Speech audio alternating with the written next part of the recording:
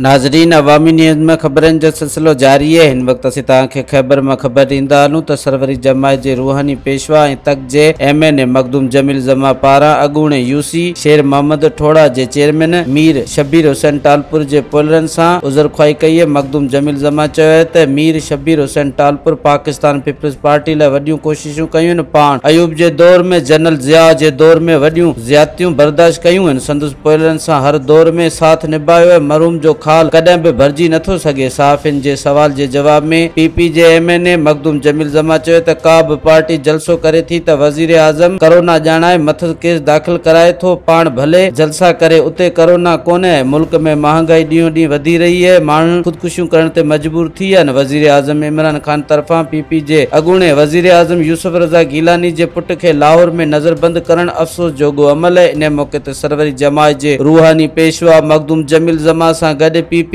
MNA जो coordinator Syed Mumtaz Ali Shah, Sarwari अॻवान राज़िक ॾिनो, हेमोपोटो PP अॻवान अरशद अली सहो ऐं ॿिया साण गॾु हुआ।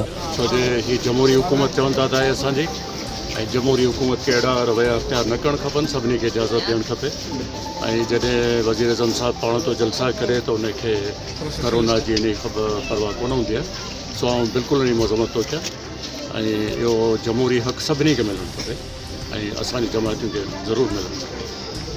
मीर साहब ॾाढो सॼी ज़िंदगी पीपल्स पार्टीअ सां तमामु घणो निभायो हर वक़्तु, ऐं उनखे बाक़ाइदा जीअं साथ ॾिबो आहे ॾुखियनि टाइमनि में, ॾुखियनि वक़्तनि में, जनरल ज़िया के दौर में। मीर साहब हिन ॻोठे सभिनी माण्हुनि, मीर साहब जे सभिनी घर जे भातियुनि, ऐं इहो हिकिड़ो यादगार रोल आहे पंहिंजे सिंध जे हवाले सां।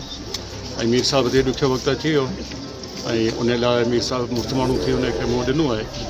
ऐं हींअर बि चाहींदुसि त इन जो को हल निकिरे ऐं इहो जहिड़ो लाॻीतो न थियणु खपे, हल निकिरणु खपे। आउं कोशिशि कंदुसि त क़ानूनी तरीक़े सां ऐं राजूणी पर उन में कानून बि शामिलु हुजे, कंहिं नमूने सां हिन मसइले खे ज़रूरु हल कराइजे त जीअं सभई धुरियूं हाणे प्यार मोहबत में रहनि। ऐं ना इतफ़ाक़ी जेका हुई उहा त हिकिड़ो वाक़ियो थी वियो हुयो, पर हाणे उनखे वरी आणिजे सिल ऐं अमन वारी कोशिशि। सो मुझे यह कोशिश रहती है तो वो करें। मज़ीद खबरों और तफसीलात के लिए विजिट करें हमारी वेबसाइट www.awamiNewsHD.com।